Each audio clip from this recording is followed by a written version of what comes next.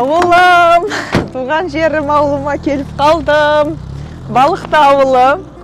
Міне мен осында 16 жыл тұрдым. 16 жылдан кейін армандарымды арқалап, бір ғана сумкамен Алматыға кеттім. Ендеше мен қазір сіздерге көрсетейін, мен қандай жерде тұрдым, үйімді, қайда оқыдым, біздің ауылдың орталықтарын, центр дейміз ғой, клуб, соның барлығын көрсетем. Жүріңіздер, мини саяхат болады.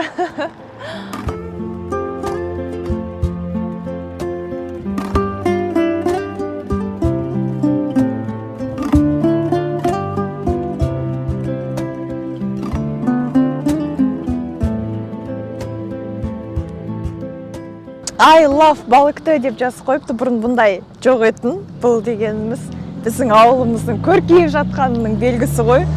И мұнда магазиндерде что-то көбейіп кетіп, ана жақта прям супермаркет пайда болыпты. Қараңыздар, еще мынау магазин круглосуточно істейді екен. Вот біздің центр. Осы жерден барлық нәрсені табу керексің ғой, мынау 10 магазиннің ішінен. Осы жерге келіп, мороженое жеп, қайтатын едік. Ана жақта бізде акимат, сельсовет деп айтады ғой. И дальше мына жерде бізде клуб. Осы активный болып клубтың алдында постоянно праздниктерде билейтінбіз. Оның арғы шеті мешіт, оның арғы шеті мектеп. В общем, мынау центральный район. Золотой квадрат дейікті. Золотой квадратта тұрмыз біз қазір біздің ауылдың. Бұнда еще баня бар бізде. Достар, мен қазір на мастерской пилорамның алдында тұрмын. Бұл кезінде қазір білмеймін істеп тұрма, бірақ біздің ауылда біраз отбасын асырайтын жұмыс орны болған. Осы жерде мынандай ағаштарды кесетін, терезеге, есікке, полға дайындайды деген сияқты. И менің папам осында ұста болып жұмыс жасады. Папам электрик болды, потом ұста болды осындай ағаш сондайларды кесетін. И мына трансформатор емес пе, осы трансформатор мен есімде, потому что электриктар әр трансформаторға жауап береді. Біздің ауылда бір 3-4 трансформатор бар етін. И постоянно свет өшсе, осы трансформатордың қасында мен күтіп отыратын, папам пока светті жөндеп болғанынша.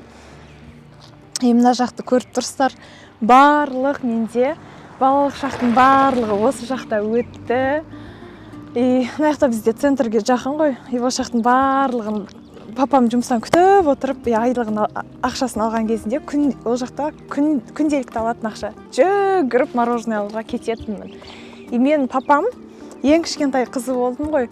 Барлық табысын маған бере салатын. Мына жақта бүкіл ауылдың қыздары мені күтіп жүретін. О, қазір Акош шығады, сонымен бірге магазинге барамыз деп. И мына жерлердің барлығы ол кезде істеп тұратын. Мұнда мал базар болатын. Мына жерге біз пұхал кеп сататын, біз пұха өсіріп мұнда. В общем, балалық шағымның барлығы осы жерде өтті. Қараңыздар, бір шетінен бір қуанып тұрмын, что өзімнің өмірлік жолымды таба алғаныма, бір шетінен бір сағыныш сезімі шығар. Жылағым да келіп тұр.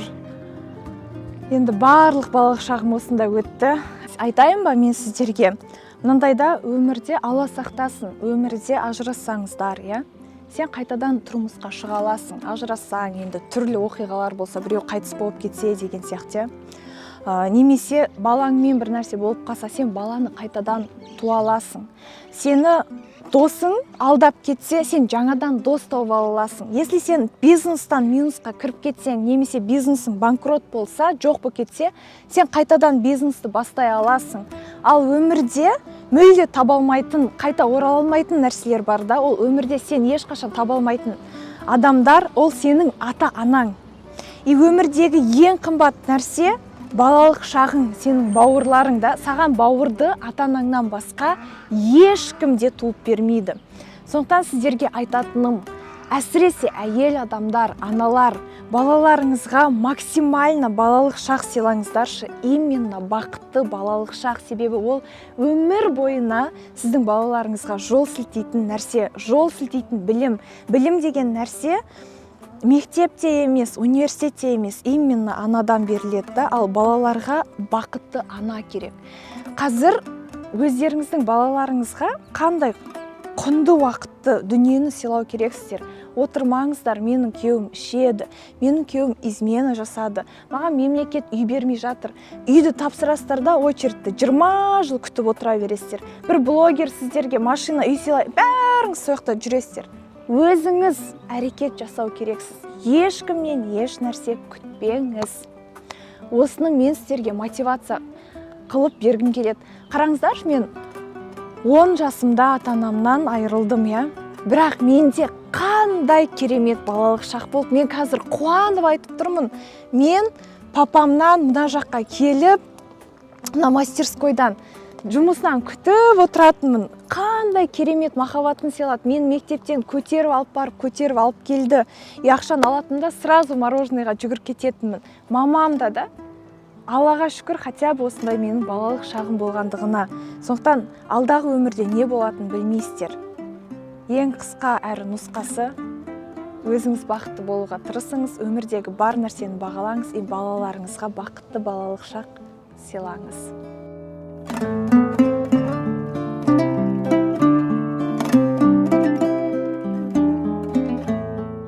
Ал достар, үйіме де жетіп қалдық. Мынау мен балалық шағымды өткізген көше, осы көшеде шанамен де, велосипедпен де, доппен де не бар, резинка секіріп барлық балалық шағым өткен көшелер.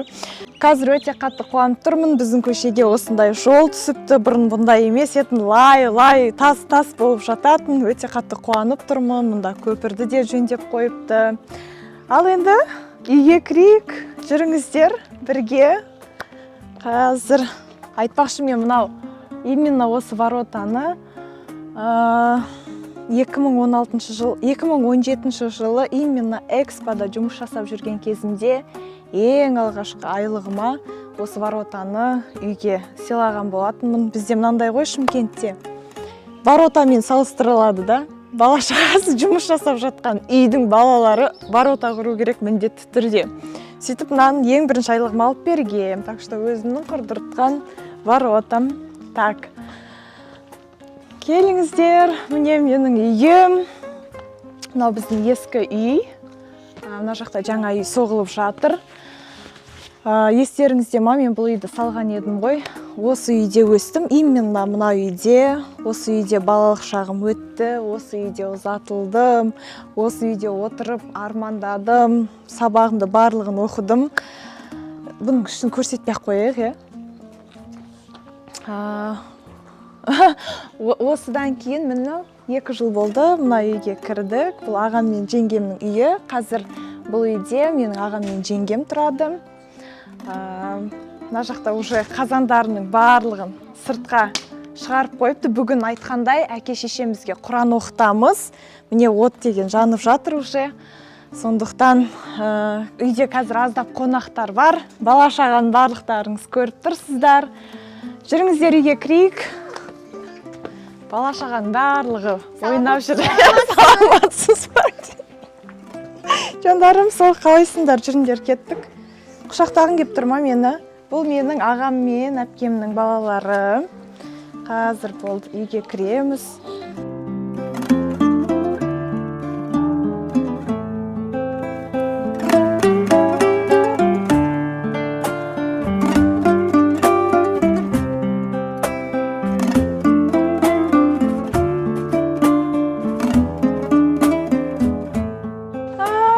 Келдім. Біз бүгін неге айттым ғой, Құранға дайындалып жатырмыз деп, мына жақта қызу дайындық.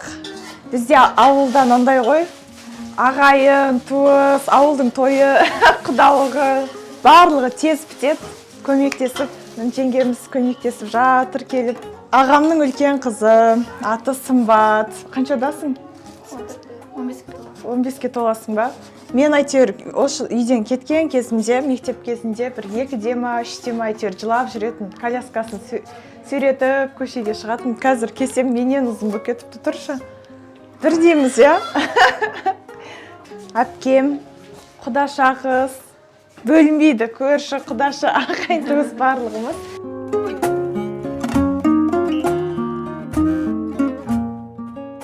Мұнда жеңгемнің мамасы отыр. Қалыңыз қалай?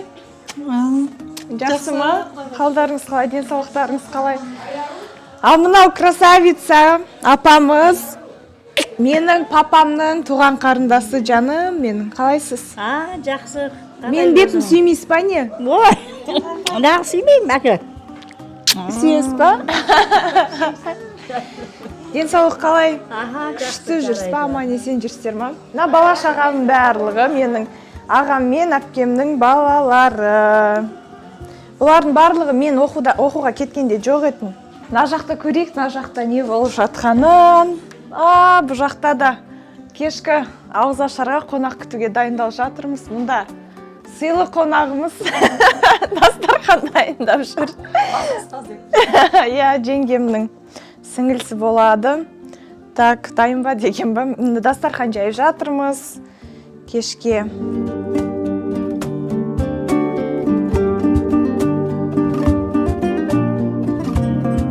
Так, мен сіздерге огород барлық жақты көрсетсем, Валенсиага не канает бізде Галош ауылда. Қазір мен сіздер бір адаммен әлі таныстырған жоқпын, қазір таныстырайын деп жатырмын.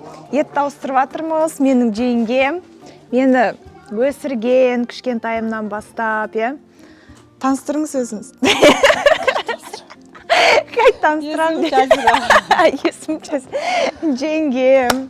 Осы үйде тұрады, үйімізге келген сайын бізге тамағымызды істеп беріп, күшті ғып шаңырағымызды көркейтіп отырған жан. Болды, рахметімді өзім айта берем ғой.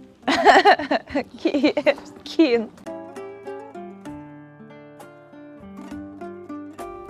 Осымен видео соңына жетті.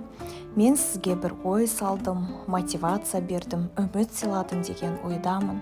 Сіздің қандай отбасында туылғаныңыз, қандай ауылда өмірге келгеніңіз маңызды емес, ең маңыздысы сіз бұл өмірде не қалайсыз, қандай арман мақсаттарыңызға қол жеткізгіңіз келеді және де кім болғыңыз келеді, сол маңызды. Әрқашанда үлкен мақсаттар қойыңыз. Бұл өмірде барлығы да мүмкін. Және мен сізге мотивация берсем, және де осы видеодан қандай да бір инсайт алсаңыз, міндетті түрде инстаграмдағы Ая Жібек парақшасын белгілеп, сторисіңізға бөлсеңіз болады.